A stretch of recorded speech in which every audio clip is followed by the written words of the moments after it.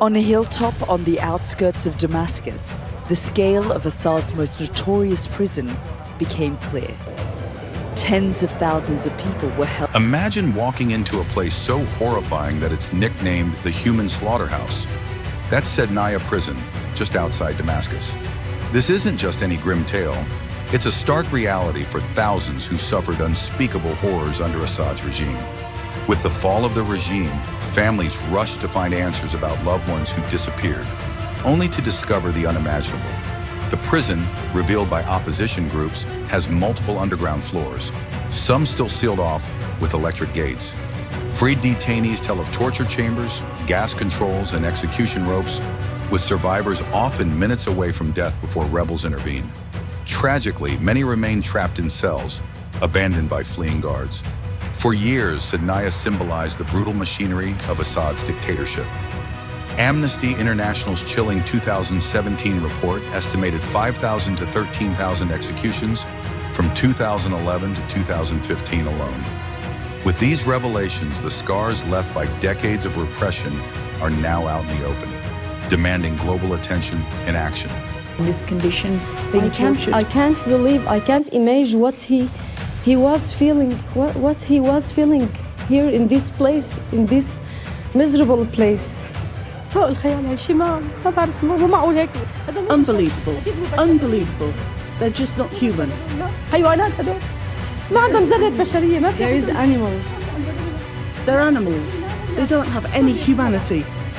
After the rebels opened the doors to the cells, they uncovered brutality of a medieval nature. And this is the infamous crushing machine. I'm told that people were put into this machine and then they were essentially crushed to death. Sometimes they would bring dead bodies here and crush them to dispose of their bodies.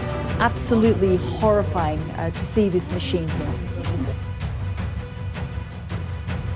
So, there's been some buzz in the US lately about an alleged Iranian mothership near the American coast launching drones over the country. The claim was made by Jeff Van Drew, a congressman from New Jersey, and it sent shockwaves through the media and public. People were already on edge after seeing unidentified flying objects over New York and New Jersey, and this statement only added fuel to the fire. But here's the kicker. The Pentagon quickly stepped in to shut down the rumor. According to their spokesperson, there's absolutely no evidence of any Iranian ship hanging around or deploying drones near US territory. Northcom also backed this up, stating there's no reason to believe any foreign vessel is involved in these drone sightings. That being said, the reports of mysterious drones are real. The Coast Guard confirmed that several low-flying drones were spotted near one of their ships off the New Jersey coast. It's bizarre because similar incidents have been happening in Europe too, with military jets intercepting unknown drones over bases in the UK. Interestingly, this time, the culprits aren't Russians, but allegedly Iranians. While there's no proof of an Iranian connection, the FBI is now involved, investigating where these drones came from and who's controlling them. For now, the situation remains a mix of confirmed drone sightings and wild speculation, with no concrete answers. But the fact that incidents like these are happening more often is definitely something to keep an eye on. So here's the deal. Chinese President Xi Jinping is almost certainly not going to attend Donald Trump's inauguration, even though he's reportedly been invited. Honestly, it makes sense. Think about it. Why would Xi risk sitting in the cold January weather in Washington, surrounded by members of Congress who are openly hostile toward China, just to watch Trump deliver his victory speech? That's not exactly a scenario Beijing wants to deal with. Experts are saying that Xi wouldn't want to appear as just another guest, celebrating Trump's big day. China's leadership is all about maintaining dignity and avoiding situations where they might look weak or exposed. Plus, imagine if Trump announced new tariffs on Chinese goods right after Xi showed up. It would be a disaster for his image back home. And let's not forget the tension in US-China relations. With Trump's hardline picks for key positions, like Marco Rubio as Secretary of State, things aren't looking very friendly. Beijing is likely to play it safe and focus on negotiating future meetings under more controlled and favorable conditions. For them, this is about keeping things on their terms, not falling into a trap. At the end of the day, this is just another example of the complicated chess match between the US and China, and it's going to get even more intense with Trump back in the White House. All right, let's talk about the THAAD missile defense system and why it's in the spotlight when it comes to Russia's hypersonic weapons. If you've been following the news, you've probably heard about Russia's latest missile, the Oreshnik. This thing is so fast and maneuverable that even the most advanced air defense systems in the world, including THAAD, might struggle to stop it. Now, THAAD, Terminal High Altitude Area Defense, is considered the best shot the US has against these hypersonic threats.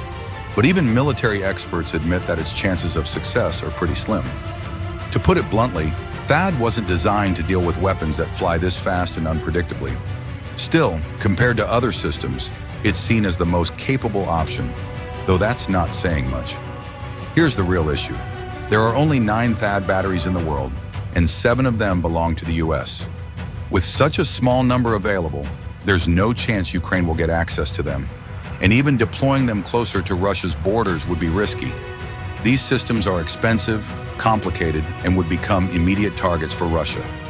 So the big question is whether the US can upgrade THAAD to handle hypersonics, or if they'll need an entirely new system. Until that's figured out, Russia's hypersonic arsenal, including the Oreshnik, remains a massive challenge for NATO and the US. There's been a massive transfer of NATO military equipment into Poland, and it's raising some big questions. Russian experts are warning that this could be preparation for a direct confrontation with Russia.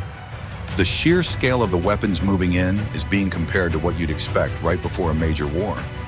Sergei Lebedev, a pro-Russian activist, says NATO is arming Poland far more heavily than they armed Ukraine before Russia's special military operation. And it's not just Poland. NATO's been steadily building up forces near Russia and Belarus for years. Military analyst Boris Rozhin points out that this strategy serves several purposes: tying down Russian and Belarusian troops along their borders, preparing for potential NATO intervention in Ukraine if the country gets divided, and laying the groundwork for a possible larger conflict. Then there's the issue of Kaliningrad, Russia's isolated enclave surrounded by NATO countries. It's a flashpoint, especially with Belarus and Russia deploying significant troops and even tactical nuclear weapons to the area. Rozhin argues that if a direct NATO-Russia war breaks out, nuclear weapons would likely come into play, and Russia's updated military doctrine makes that clear. While Putin has hinted that hypersonic missiles might reduce the need for nuclear escalation, the tension is undeniable. Meanwhile, NATO troops near Belarus's borders in Lithuania and Poland are increasing, adding to the already volatile situation. It's a dangerous game, with risks that could spiral out of control. This morning, Poland scrambled its F-16 fighter jets to secure its airspace in response to a heavy Russian missile attack on Ukraine. According to Poland's military, air defense systems and radar units were put on high alert. The attacks targeted critical energy infrastructure across Ukraine, including western regions near Poland's border. Ukraine declared a nationwide air raid alert as missiles rained down, forcing energy providers like Ukrenergo to enforce stricter electricity usage measures. Ukrainian officials also reported Russia deploying MiG-31K jets, likely to enhance the scale of the assault. This escalation highlights growing tensions as Russia continues to intensify its air campaigns. Poland's swift defensive actions underscore its concerns over potential spillover effects, especially with such close proximity to the conflict zone. This morning, Russia launched a massive strike on Ukraine's energy facilities and military positions. It's not just about the destruction. It's clear they're tightening their grip around key frontline cities. Ukraine's energy minister, German Galushchenko, confirmed the attacks targeted vital infrastructure, leaving Ukrenergo, the power grid operator, scrambling. They've announced stricter power-saving measures across the country. The air raid alarm sounded nationwide, and reports indicate Russia fired multiple missiles, even deploying MiG-31Ks from a base in the Nizhny Novgorod region. Russian forces also struck Ukrainian positions near the Dnipro River in the Kherson region, using drones to pinpoint targets before unleashing artillery fire. Along the Donetsk front, They've rolled out Grad rocket systems, calling on Ukrainian troops to surrender or face elimination. It's a stark reminder of how intense the situation has become, with no signs of de-escalation.